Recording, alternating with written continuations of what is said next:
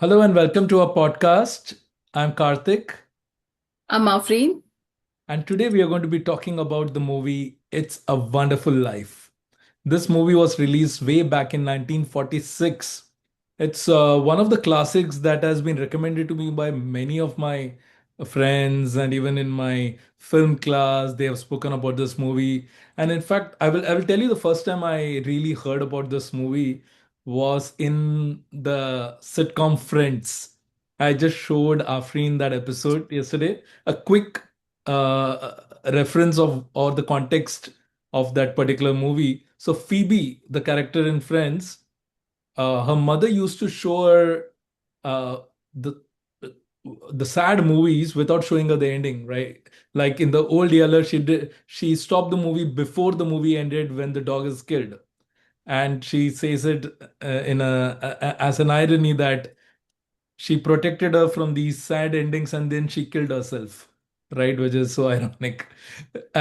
So she revisits all those movies that her mother showed, which had a very sad ending, and she was so disappointed with life, with humanity. She was like, everything is so bad, everyone are so bad, life is so bad. And that's when Monica gives her the movie It's a Wonderful Life and says, it's there in the title, this cannot be go bad, right? So just watch this movie, or faith on humanity will come back. And she comes back and says it should have been named It's a Sucky Life, everything goes downwards, right? And Monica asked, "Did you watch the end?" No, I didn't watch the end. And that's where we're going to come to eventually. So yeah, so that's the reference I had for It's a Wonderful Life. And after you So want to say I any, yeah. I didn't have any reference to this movie, and I don't know why, because I literally asked 10 of my colleagues about 10 favorite Christmas movies, and I should have just Googled it because what answers they gave, it kind of like was the same as what Google would have given me. Anyway, so this movie, I don't know if they missed it or what, but the only reference, we were watching a Steve Carell show called Rooster, and in that, this is the only movie he mentions that this is the movie you should see to his students. He's a professor. So yesterday evening, Karthik was not feeling good, and he was like, "What should we see?" And I said, "Let's watch a movie because we have more time. We're not playing table tennis today." And so we thought of this movie that was recommended in Rooster, and we started watching it. And James Stewart, we have seen so many movies of his, and I think he's like one of the best actors. And we started watching it, and I also started cooking at the same time. And I cooked for 2 3 hours because I cook for the entire week or at least for a few days. So I was not like sitting down and letting myself feel everything. But even while cooking, like, I was like, my heart was so heavy. Like, literally, I could feel the weight, there on my heart, and I was like about to cry, about to cry. And yeah, so that's how we started watching this movie. Exactly. And I think that one more thing that attracted us to the movie, and I remember you talking to me specifically about it. The synopsis of the movie says that the movie is about an angel who comes to help a man who is about to end his life, right? And we just saw Oh, a yeah. movie similar to that, starring Keanu Reeves and that Indian act. I don't know if it's Indian or Pakistani, but. That actor, and I think even who's the guy in the studio? Um, Uh, Bad with names. yeah, he's also there in your uh, Breaker, like Rose Bryan series. Also, he's there in with her as well. I forgot his name. Anyways, so that had a similar theme, and even in that, he's like an angel who has smaller wings, and he comes to help this man who is like totally lost everything, and he does magic for him. He That's also I think we have done a podcast for it. I'm not sure, but that was also a very interesting movie. So, anyways, that Yeah. also attracted us to this movie, and yes, I remember like Afreen wasn't as invested because she was doing other things, but I could see that she was, mm, you know, following the movie to completely. Like she Yeah. wasn't missing anything, to be honest with you. Yeah. For me, I will add one more thing. I kind of knew the ending of the movie. So I watched this movie called Click. I didn't know the exact ending. Okay. By the way, spoilers ahead, people who haven't seen the movie, I just want to add this. This is one of the best movies I've ever seen. So if you want to end the podcast here, you can end the podcast here. This is one of the best movies I've ever seen. It's available on Amazon Prime in colored version and black and white version. But we watched it mostly in color on Afrin's insistence. So watch it. Do not miss this movie. It is the number one Christmas movie ever, according to IMDb, Google. It's got great ratings on IMDb, on Rotten Tomatoes. And there is a trivia to it, which is that it was considered not a flop, but not a hit as well, like somewhere in between. Yeah. 30 years later, or almost 40 years later, yeah, 30 years later, sorry. 30 years later, the movie runs on television and people get hooked to it. And then every Christmas, this becomes the movie which plays on all television screens, and it has got like the number one viewership across America and the world. So that's how it became. And the director was pleasantly surprised. He was like, he was very happy because he always thought it was a special movie and he was happy that it reached there. Yeah. So I had seen this movie called Click. If you remember, we have seen that movie. It's got Yeah. Adam Sandler. Yeah. Adam Sandler in it, and he's got a remote. And, in the end, what happens is, he realizes all of this is a dream or his imagination, and he's so happy. The movie gives you that joy. So one of my friend told me at that point of time that there is another movie called It's a Wonderful Life, which is like this. Uh, So this is my expectation when I'm going into it. I thought the movie goes downhill and downhill and downhill, and then we find out that all of this is a dream, and then there is this resurgence that, oh, this is all a it dream. could have been, it could have gone that way. Like when you're thinking, like, is this really happening towards the end? It could have gone either way, but I don't know. I think the old movies, there used to be a little bit of uh feeling as if Santa Claus is real or magic is real, like, Yeah, So like there was another movie, right? Miracle exactly. on Which released like 2 weeks 13th, later after this and movie. they file a case on Santa Claus, right? Yeah. So, like, how could you do that? But it's just, cinematic liberty or storytelling, like, that this really happened. So, we want you to see this movie because it will literally restore your faith in humanity.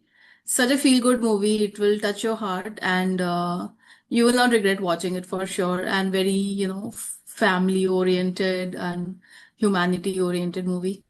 And we I both think I cried buckets in the end. I remember Yeah, by the end of it, I was sitting down and I was not you cooking lost your anymore, and I lens, right, was, in the process. yeah, I was rubbing my eyes, and one of my lenses fell off, and like I lost my lens, I do. But at this point now we are going to go into a little bit of detail so that now go and watch the movie. Trust us that it'll make your day. But now we'll go into the details. Yeah, so spoilers ahead. So let me tell you why this movie is so special. And I feel that such movies need to be made even today and more often. Because, as Afrin mentioned, faith in humanity, right? Nowadays we hear so many negative news, so many people, and even the movies show that. We just saw a movie called Kartavya where people are bad. It's almost like everyone is bad, that you have that one upright person, but most people around him are bad. Humanity is like, there is no humanity left, right? In this movie it's the complete reverse, right? It makes you believe that if you do good, if you stand for good, you the kind of goodwill that is created by your good deeds is going to be there for you, right? It's going to be there around for you.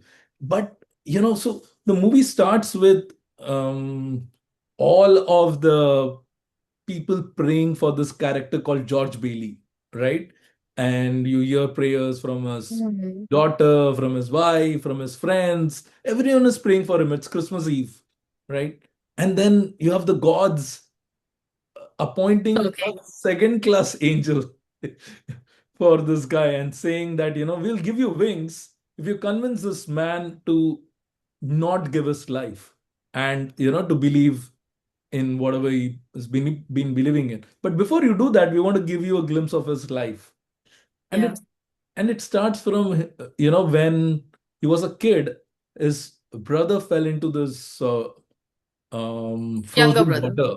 Younger brother fell into this frozen water, and he dived into it. He saved his life, and in the end ended up losing hearing Hearing from in one of one his ear. ear. Yeah. So that's a start, right? So you get introduced to this character, George Bailey, giving less priority to his own life in comparison to his someone else's. And then in another scene, he works for a chemist, or pharmacist. So that pharmacist loses his son and is literally weeping, right? And he gives a wrong medicine um, to this To boy, someone. George Bailey, and asks him to give it to the Deliver it. Yeah. deliver it to the family. He doesn't deliver it, George Bailey, and he comes back, and this owner is extremely distraught with him. He slaps him. He says, "Why didn't you do that?" He's already distraught with the fact that his son has died, and that's when George Bailey tells him, "I think you by mistakenly put a poison inside, so I didn't give it." And the man realizes that, and he just hugs him, and he remains his friend throughout, right? Because he literally saved this guy. Had that kid taken this poison, he would have died, right?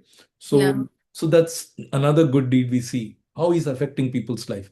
But he has his own dreams, he has his own ambitions, right? He meets a girl at a young age, and he meets her again when he's like in No, his his 20s. ambition is to get out of this small town called Bedford Falls. He wants to do something really big, build trains and build bigger, like something like Rockefeller, something like that. He wants to Right. achieve that because I think in America that was kind of a dream, during that industrial revolution, and so he wants to do that.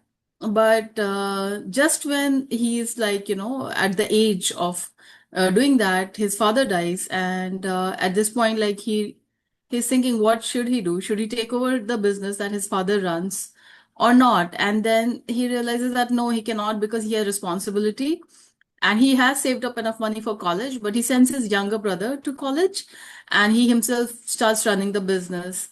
And his own father wasn't a good business because he was very soft-hearted, and so when he takes over, he's kind of like that himself. He says, "Okay, pay when you can. I know you will," but that kind of leniency is not seen in like very ruthless businessman. And there is a villain in the movie who constantly tries to take over the business, take over people's houses, or makes them live on rent instead of having own houses.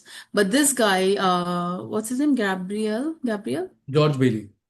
George Bailey enables people to own their own houses by giving them leniency towards paying him back and things like that.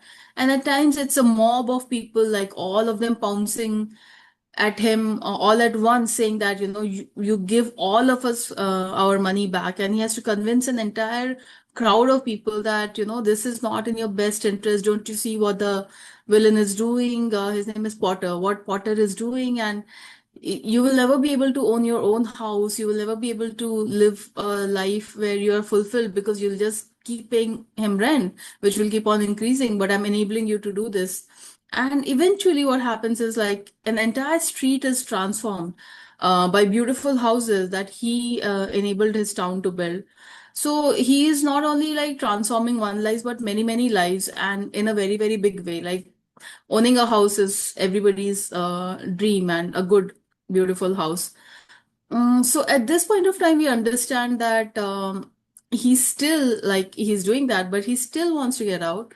And he is waiting now for his younger brother to come back from college and take over the business. So now he can venture out of Bedford Falls and live his, the bigger life that he dreams of for himself. In the process, he has met his childhood sweetheart, Maria, who is again a Mary. wonderful person. Mary. Mary, and she's a wonderful person who doesn't want like money. She's just in love with him, and she just wants her kids to look like him. That's her only ambition, and she's very sweet, and she finds a house which is so run down, and she tries to fix it, but something is broken, everywhere. But they're okay with it. They have lots of kids in the process. His brother, when he comes back after college, he already is married to somebody, and that girl is nice as well. But the problem is that that girl's father has offered the younger brother um, A a job. job which is not very well paying, but has a good future. And so now the elder brother, George, who's our main protagonist, is like, what do I do? And he doesn't want the younger brother to take any sort of hit. So then he said, okay, I'll continue with the business. And then he uh, lets his younger brother live on his life away from this place and in another city. Yeah, Yeah. and in the meanwhile, there are a couple of important things, right? So the villain, his main aim is that all these people are dependent on him, and he offers George Bailey $20,000 a year, In right? job. In job, and 40, 45,000, I think, or 20. $20,000 a year. Oh, okay. At that point, 45, Yeah, 46, yeah. right? And George Bailey is super tempted because he's barely able to meet his means, right? He's barely able to survive.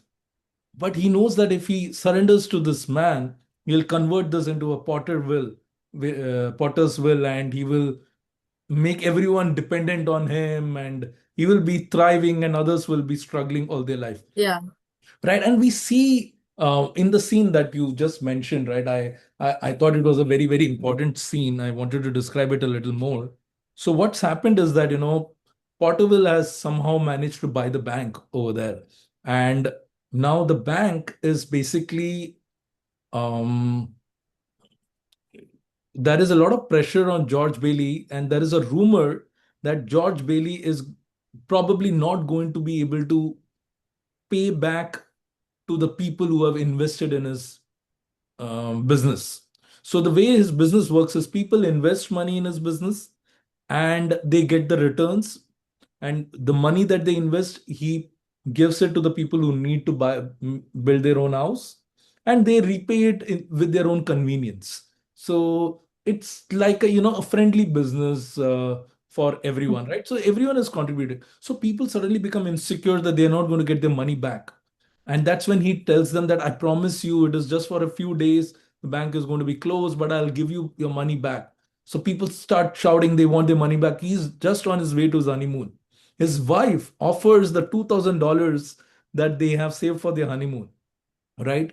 And he tells them, okay, I'll give you the money that you really need. So there are people who just ask for $20. One lady just asked for $17.5. He gets so happy, and he's like, okay, I'll give you. So he manages to distribute the $2,000 amongst all the people so that they can be at rest. So at least we can survive for the next few days until he's able to generate more money. And his wife helps him in that. So there are so many wonderful things that he does, which is creating so much goodwill, but he is not having anything for himself. He and his wife, and his wife's sacrifices with a smile. There are two ways you sacrifice, right? One, you are very grumpy when you sacrifice, but she's always smiling, just giving away the $2,000, not having a complaint. She has a romantic, was it a proposal or romantic outing in that dilapidated house? And no, honeymoon, romantic honeymoon Honey. in the dilapidated house. And then they slowly start reconstructing it. So that's how it is. Now the film goes crashing down for George Bailey when his uncle, who works with him in the business, manages to lose the $8,000 to the businessman, right? The same He's businessman, just showing him an article about his younger brother getting a presidential honor. And right? it's in the paper. So the paper that he is showing to the banker, the Potter, the villain, he accidentally forgets that that envelope with the cash is inside, and he just gives the paper away. Right. And he doesn't remember it anymore. Like, how did he lose it? So, And the villain yeah. knows that this is that Mm. guy's money. He doesn't help him. And And now, at some point, I was thinking, Karthik, that there is this guy always standing next to that Potter villain. I'm thinking like he's looking at our main protagonist, George Bailey, running here, there.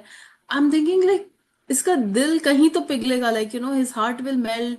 He's the one who's going to say that, hey, he had the money. I know, I'm proof.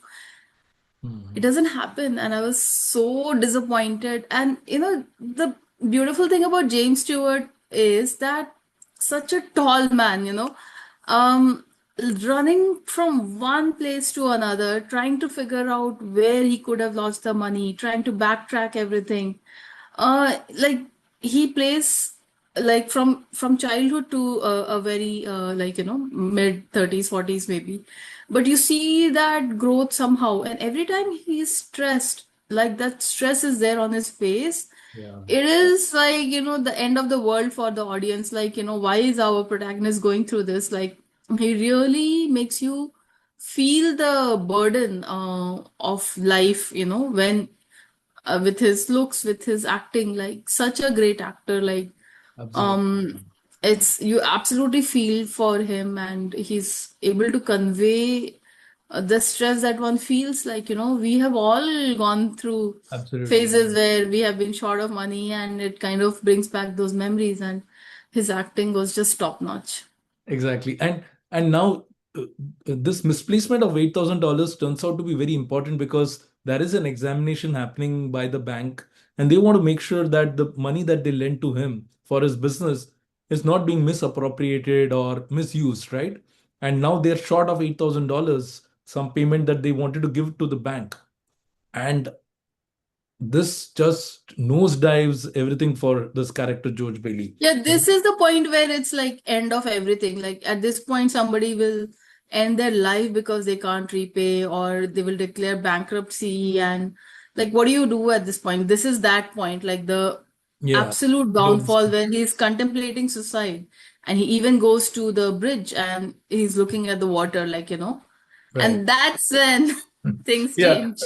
the reason he also looks for committing suicide, and I thought there are two important points I wanted to cover in that, is one, he goes back to Potter and asks him for money, and he says, "Do you have anything against it?" He says, "I have a $15,000 Life life insurance. insurance." He says, "But what is the equity on it?" He says, $500.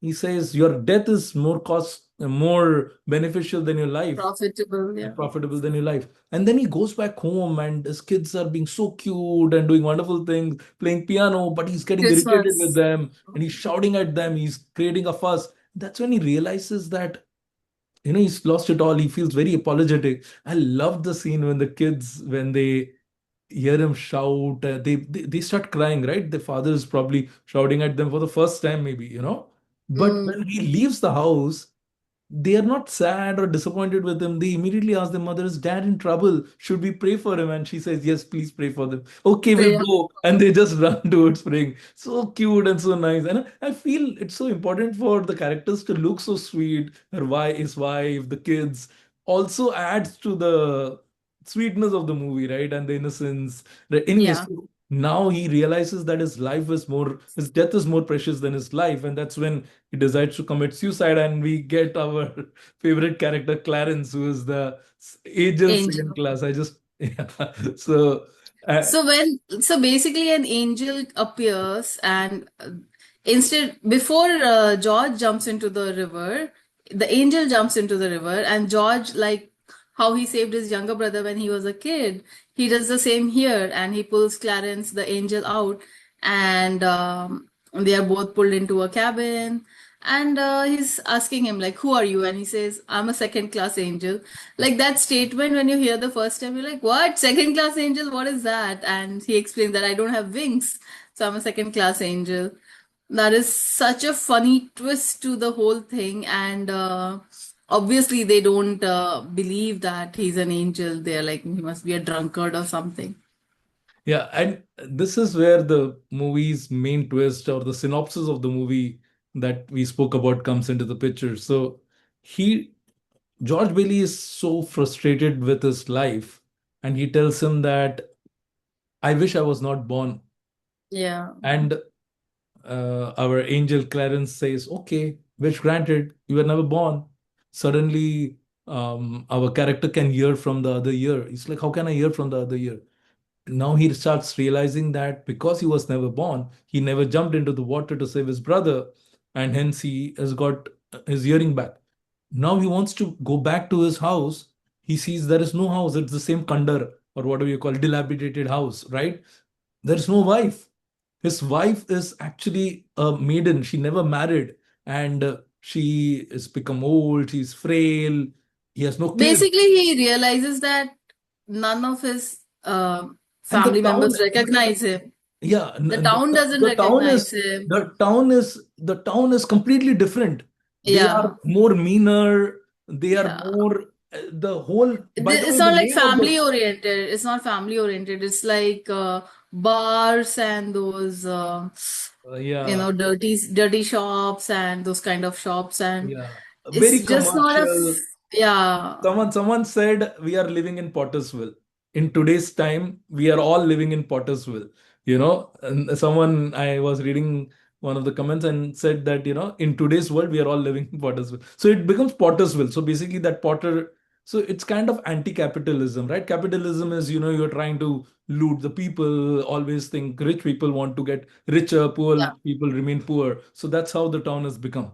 The rich has become richer. Potter has owned the town. He's changed the name to Pottersville, and people are rude to each other. There is so much Yes. unrest around, and everyone is so mean to each other. And he realizes the person who he Mm. helped by Saved from poisoning the lady. kid, he suffered in He jail, and actually did it, and he actually was in jail was for in 20 jail, years. and he's being treated badly, and he also sees that his mother lost her only child because he was not there to save that child, right? So his mother Yeah. is using her home as a shelter home because she has lost her husband as well, and now after her Mm. husband died, the business is gone, so no one has their own Mm. house. All the houses are owned by Potter, and they are paying rent and leading horrible life. Now Yeah. he becomes so through this scene, and as I told you, I when I reached this point, right, I had this misconception that at this point the film is going to go reverse. What is going to happen is that whatever bad had happened to him is going to be undone. But when Mm. this started happening, I realized the importance of this scene. It's like, a lot of times you don't realize how you touch others' lives, right? How you have made such a difference to the society through your goodness, through your goodwill, right? And I haven't, sometimes but maybe you have. I think all of us in many ways has. When you remove yourself from the picture, you will realize how much difference you made to the society, to the world. Mm. And you realize that even though you may not have everything, you still value it more when you don't have it. And he suddenly wants, he goes back to the same place where he was trying to kill himself, and he prays to God, please answer my prayers. I want my life back. I want it as it is, nothing else, as it is. And he gets his life back. He runs back to his home. He sees his kids. There is a police waiting for him. There are media people waiting for him. There is a bank examiner waiting for him. He doesn't care. He's like, "Oh, you're there." He just runs towards his children. He hugs them, and he's like, "I'm so happy to get my life back. I just want these people." The house Like that he everybody is confused. Like the media people who are trying to like get a story out of his bankruptcy, they're like, why is he so happy? Why is he hugging his children? Why is he looking for his wife? And why is he Right. so happy? Like, what's going on? And they are very confused. And And suddenly there is then, this, yeah, there is this thing on the stairway. What do you call it? It's like a yeah, that thing. Yeah, uh, at the eh, beginning of the stairs. yeah. So it is loose. It always falls out, right? So he Yeah. usually gets very irritated because of it. But now when he sees that, he's like, "Oh wow," he's so happy in the dilapidated. He's happy to have that dilapidated house. And then his wife is not at home. He asks his kids, "Where is your mother?" And she says she found out that you're in trouble and she's gone out. And then she comes out, and this is the scene that breaks my heart and makes me weep. And this is my background. If you see my background, this is the scene. Every single person from that town comes to help him. His table is filled with money. Of course, they are smaller notes, but filled with money. Everyone comes, they are saying, take my money, take my money, take my money, to the extent that the bank examiner also puts his contribution in the end. He's like, okay, you Oh, take my money also. And then the other guy, police guy, he tears away the charge sheet that they had against him because now he can oh, repay. okay. And one of his friends, who we always he haw, he So says, he was actually in love with Mary, but obviously Mary then marries George. But even he sends like twenty-five thousand $25,000. dollars. Yeah, he says I'm going to be. He was in Europe, right? So he was not able to reach him. So finally he comes and says, and then his brother comes back, and the movie just ends there. Initially I thought the movie should end on a high. Things should change for him, but this was a bigger high. Things do not need to change like a miracle. Just a No, normal. but it says in the end that what does it say? Like the richest man in Bedford Falls is George Bailey because he's rich with friends who are always there for him, Yes. and not Potter, who owns the bank. He's not the Yeah. richest man So, because so it is the goodness and someone's uh, your good deeds are counted for. I just want to give one personal note for this. I remember it was probably 15th Feb 2021 when one of my producer who was going to produce my movie Karma Strikes backed out. And she said that she cannot produce the movie anymore. I had zero money to, and I'd already started work on the film. I had producers, actors, everyone lined up, cinematographer, everyone. And yeah, that's when all my friends and some people who I so a guy called Lava who was reporting to me, he just gave me $2,000. That is the guy who I just knew who gave me 2 lakhs. Your friend Balaji gave 2 lakhs. Many people who were just acquaintances. One of my very good friend Shiva, he gave me 7 lakh rupees from his own pocket, and he said that you helped me when I started my business. You trusted in me, and it was so similar in that way that yeah, people just came and gave. And I managed to collect 50 lakh rupees within a month. And it was pure, you know a little bit of my goodwill and pure goodness of their hearts. Of course, my ending turned out to be a little different because I ended up losing that money because the movie didn't do well. Anyways, uh, that scene reminded me of my own personal life, and I was even more touched by yeah, that.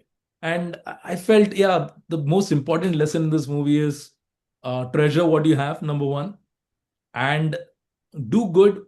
Even if you're not rewarded for it right away, it will stand yeah. for you at some point of time. So just keep doing good, and increase your good deeds. So that's from my end. Anything you want to end with this podcast with? Yeah, this movie will literally restore your faith in humanity or just make you feel good that whatever good you have done in life, even if nobody acknowledges, even if you don't feel that it came back 10 times like it's supposed to, it's fine. Yes. It's good for your heart and it's good for your aura and it's good for humanity. So all goodness need not be tom-tommed about, and there are a lot of people doing a lot of good things. And all the news aside, generally I still feel that maybe 80% of the world is still good. It's only the 20% who are probably bad, and we should try to overcome that. And this movie, just like, we cried so much. Oh my God, in the end, we were hugging and crying and hugging and crying. And even the next morning, Karthik came to me and he was like, "Hey, I'm your third class angel." And it's like, oh, okay. Yeah. So the hangover of this movie is good. Even now, my eyes are kind of tearing up, like thinking about it. But absolutely like a wonderful movie and just a must watch. Yes. So please watch this movie. Please leave in your comments what you thought about this movie. Amazon Prime. Thanks a lot for watching our podcast. Thank you, Karthik.